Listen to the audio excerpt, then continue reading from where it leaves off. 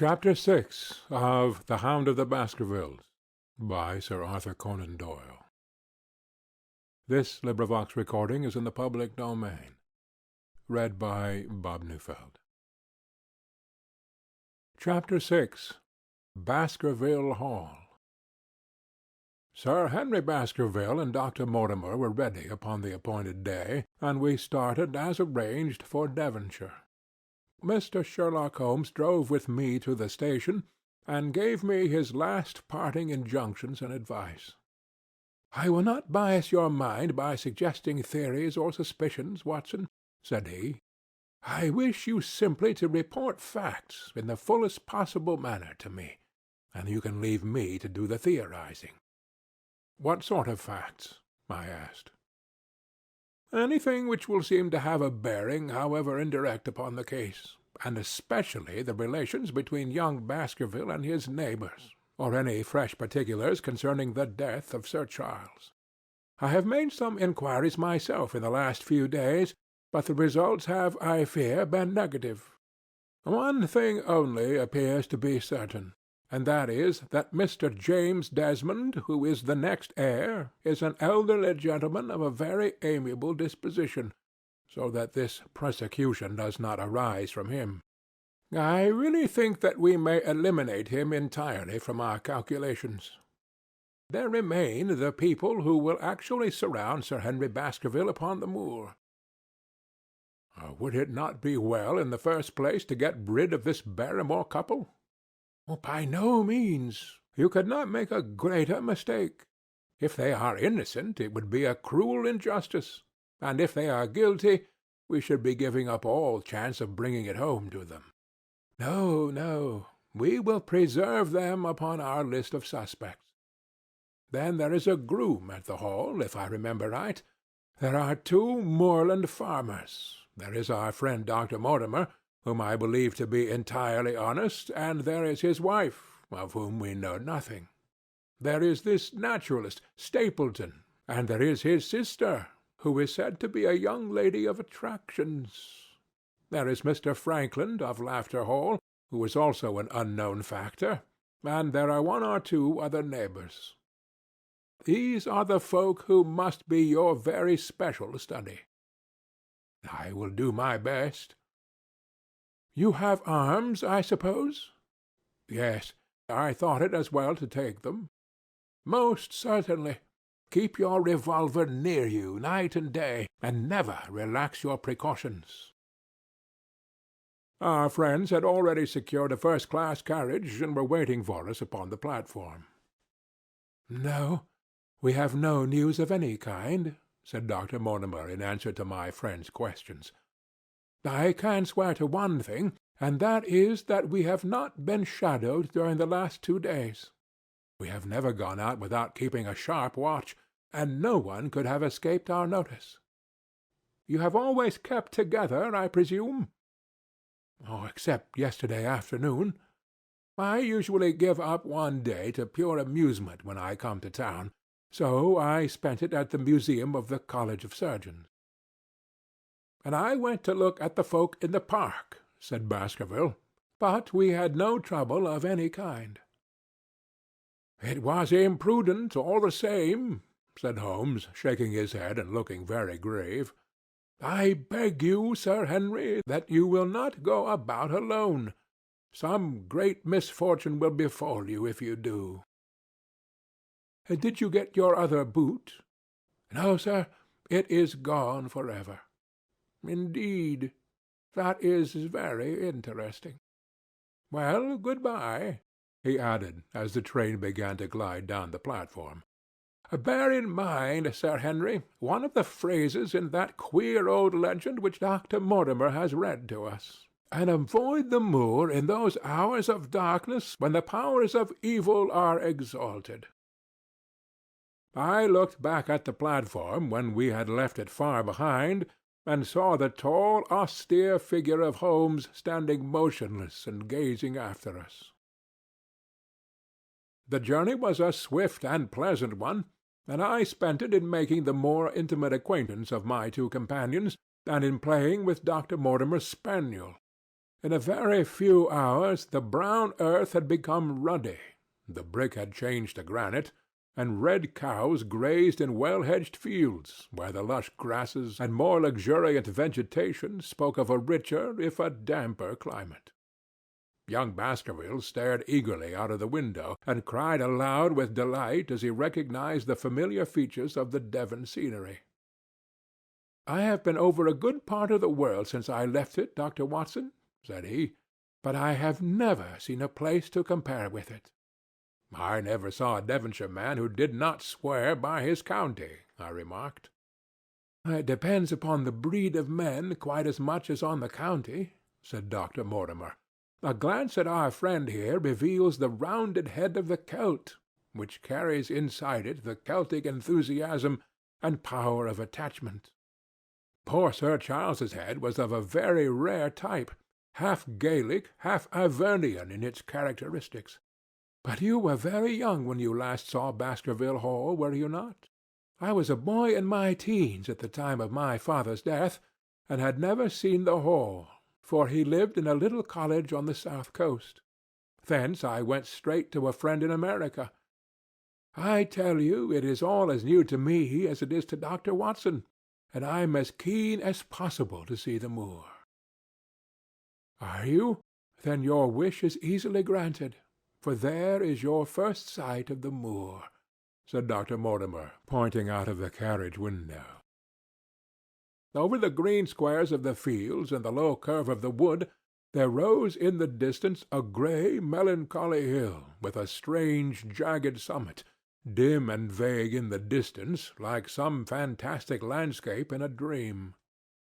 Baskerville sat for a long time, his eyes fixed upon it, and I read upon his eager face how much it meant to him, this first sight of that strange spot where the men of his blood had held sway so long and left their mark so deep. There he sat, with his tweed suit and his American accent, in the corner of a prosaic railway carriage, and yet, as I looked at his dark and expressive face, I felt more than ever how true a descendant he was of that long line of high-blooded, fiery, and masterful men.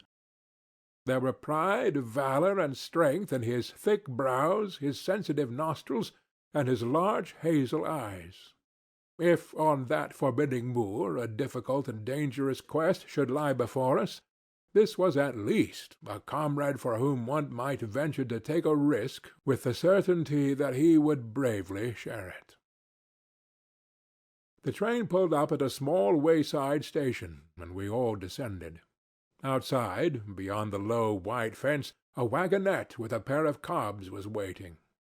Our coming was evidently a great event, for station-master and porters clustered round us to carry out our luggage. It was a sweet, simple, country spot, but I was surprised to observe that by the gate there stood two soldierly men in dark uniforms, who leaned upon their short rifles and glanced keenly at us as we passed. The coachman, a hard-faced, gnarled little fellow, saluted Sir Henry Baskerville, and in a few minutes we were flying swiftly down the broad white road. Rolling pasture lands curved upward on either side of us, and old gabled houses peeped out from amid the thick green foliage, but behind the peaceful and sunlit countryside there rose ever, dark against the evening sky, the long gloomy curve of the moor, broken by the jagged and sinister hill. The wagonette swung round into a side road, and we curved upward through deep lanes worn by centuries of wheels, high banks on either side, heavy with dripping moss and fleshy hart's-tongue ferns. Bronzing bracken and mottled bramble gleamed in the light of the sinking sun.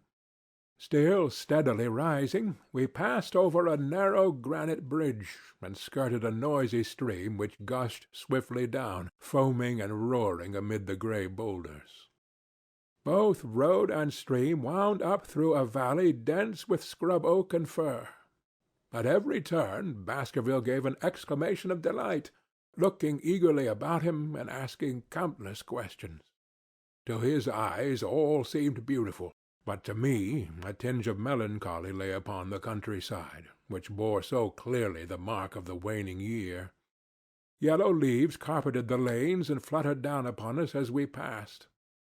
The rattle of our wheels died away as we drove through drifts of rotting vegetation, sad gifts, as it seemed to me, for nature to throw before the carriage of the returning heir of the Baskervilles.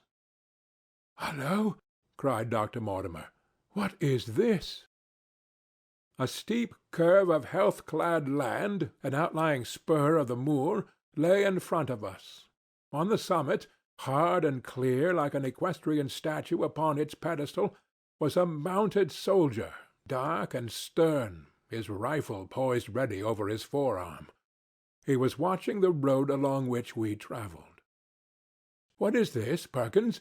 asked Dr. Mortimer. Our driver half turned in his seat. "There's a convict escaped from Provincetown, sir.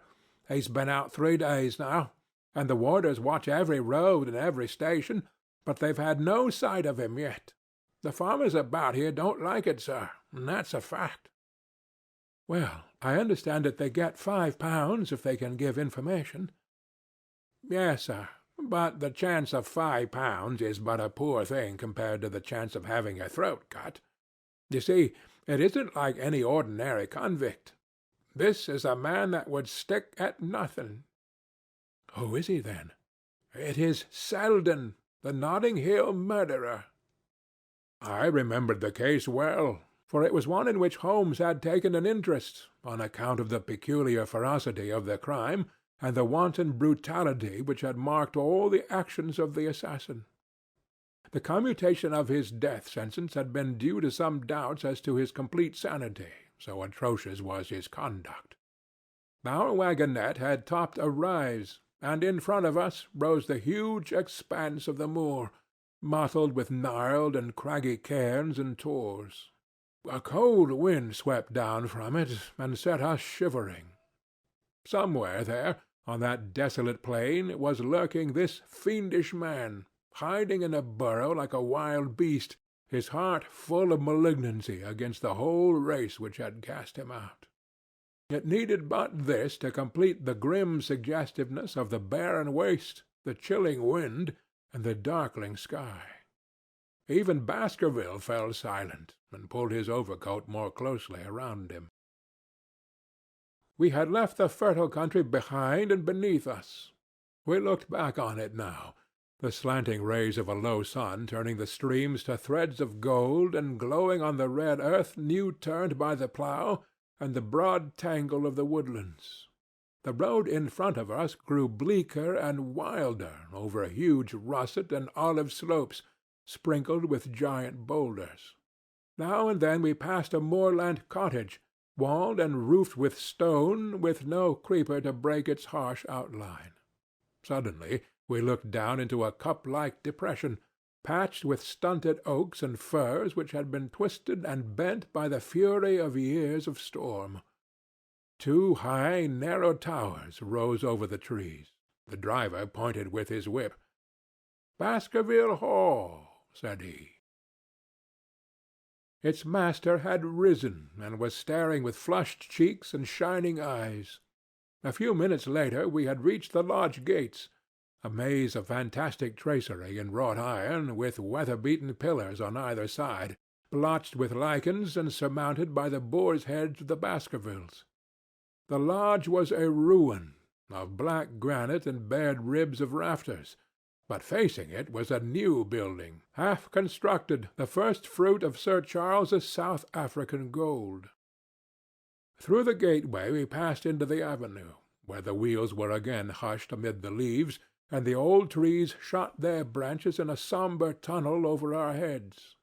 Baskerville shuddered as he looked up the long dark drive to where the house glimmered like a ghost at the farther end. "Was it here?" he asked in a low voice. No, the yew alley is on the other side." The young heir glanced round with a gloomy face. "It's no wonder my uncle felt as if trouble were coming on him in such a place as this," said he. "It's enough to scare any man. I'll have a row of electric lamps up here inside of 6 months, and you won't know it again with 1,000 candle-power Swan and Edison right here in front of the hall door. The avenue opened into a broad expanse of turf, and the house lay before us. In the fading light I could see that the centre was a heavy block of building from which a porch projected. The whole front was draped in ivy, with a patch clipped bare here and there where a window or a coat of arms broke through the dark veil. From this central block rose the twin towers, ancient, crenellated, and pierced with many loopholes. To right and left of the turrets were more modern wings of black granite. A dull light shone through heavy mullioned windows, and from the high chimneys which rose from the steep, high-angled roof there sprang a single black column of smoke. "Welcome, Sir Henry. Welcome to Baskerville Hall." A tall man had stepped from the shadow of the porch to open the door of the wagonette. The figure of a woman was silhouetted against the yellow light of the hall. She came out and helped the man to hand down our bags. "You don't mind my driving straight home, Sir Henry?" said Dr. Mortimer. "My wife is expecting me." "Surely you will stay and have some dinner?" "No, I must go. I shall probably find some work awaiting me. I would stay to show you over the house, but Barrymore will be a better guide than I. Good-bye, and never hesitate night or day to send for me if I can be of service." The wheels died away down the drive, while Sir Henry and I turned into the hall, and the door clanged heavily behind us. It was a fine apartment in which we found ourselves, large, lofty, and heavily raftered, with huge bulks of age-blackened oak. In the great old-fashioned fireplace, behind the high iron dogs, a log fire crackled and snapped. Sir Henry and I held out our hands to it, for we were numb from our long drive. Then we gazed round us at the high, thin window of old stained glass, the oak panelling, the stags' heads, the coats of arms upon the walls, all dim and sombre in the subdued light of the central lamp. "It's just as I imagined it," said Sir Henry. "Is it not the very picture of an old family home? To think that this should be the same hall in which for 500 years my people have lived. It strikes me solemn to think of it." I saw his dark face lit up with a boyish enthusiasm as he gazed about him. The light beat upon him where he stood, but long shadows trailed down the walls and hung like a black canopy above him. Barrymore had returned from taking our luggage to our rooms. He stood in front of us now with the subdued manner of a well-trained servant. He was a remarkable-looking man, tall, handsome, with a square black beard and pale, distinguished features. "Would you wish dinner to be served at once, sir?" "Is it ready?" "In a very few minutes, sir. You will find hot water in your rooms. My wife and I will be happy, Sir Henry, to stay with you until you have made your fresh arrangements, but you will understand that under the new conditions this house will require a considerable staff." "What new conditions?" "I only meant, sir, that Sir Charles had led a very retired life, and we were able to look after his wants. You would naturally wish to have more company, and so you will need changes in your household." "Do you mean that your wife and you wish to leave?" "Only when it is quite convenient to you, sir." "But your family have been with us for several generations, have they not? I should be sorry to begin my life here by breaking an old family connection." I seemed to discern some signs of emotion under the butler's white face. "I feel that also, sir, and so does my wife. But, to tell the truth, sir, we were both very much attached to Sir Charles, and his death gave us a shock and made these surroundings very painful to us. I fear that we shall never again be easy in our minds at Baskerville Hall." "But what do you intend to do?" "I have no doubt, sir, that we shall succeed in establishing ourselves in some business. Sir Charles's generosity has given us the means to do so. And now, sir, perhaps I had best show you to your rooms." A square balustraded gallery ran round the top of the old hall, approached by a double stair. From this central point 2 long corridors extended the whole length of the building, from which all the bedrooms opened. My own was in the same wing as Baskerville's, and almost next door to it. These rooms appeared to be much more modern than the central part of the house, and the bright paper and numerous candles did something to remove the somber impression which our arrival had left upon our mind. But the dining-room, which opened out of the hall, was a place of shadow and gloom. It was a long chamber, with a step separating the dais where the family sat from the lower portion reserved for their dependents. At one end a minstrel's gallery overlooked it. Black beams shot across above our heads, with a smoke-darkened ceiling beyond them. With rows of flaring torches to light it up, and the colour and rude hilarity of an old-time banquet, it might have been softened. But now, when 2 black-clothed gentlemen sat in the little circle of light thrown by a shaded lamp, one's voice became hushed, one's spirit subdued.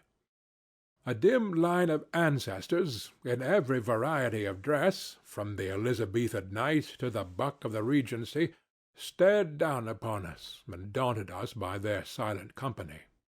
We talked little, and I for one was glad when the meal was over and we were able to retire into the modern billiard-room and smoke a cigarette.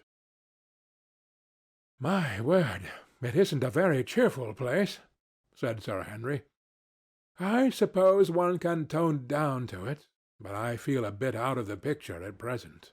I don't wonder that my uncle got a little jumpy if he lived all alone in such a house as this. However, if it suits you, we will retire early to-night, and perhaps things may seem more cheerful in the morning." I drew aside my curtains before I went to bed and looked out from my window. It opened upon the grassy space which lay in front of the hall door. Beyond, 2 copses of trees moaned and swung in a rising wind. A half-moon broke through the rifts of racing clouds. In its cold light I saw beyond the trees a broken fringe of rocks and the long low curve of the melancholy moor. I closed the curtain, feeling that my last impression was in keeping with the rest. And yet it was not quite the last. I found myself weary and yet wakeful, tossing restlessly from side to side, seeking for the sleep which would not come. Far away a chiming clock struck out the quarters of the hours, but otherwise a deathly silence lay upon the old house. And then suddenly, in the very dead of the night, there came a sound to my ears, clear, resonant, and unmistakable. It was the sob of a woman, the muffled, strangling gasp of one who is torn by an uncontrollable sorrow. I sat up in bed and listened intently. The noise could not have been far away, and was certainly in the house. For half an hour I waited with every nerve on the alert, but there came no other sound save the chiming clock and the rustle of the ivy on the wall. Chapter 6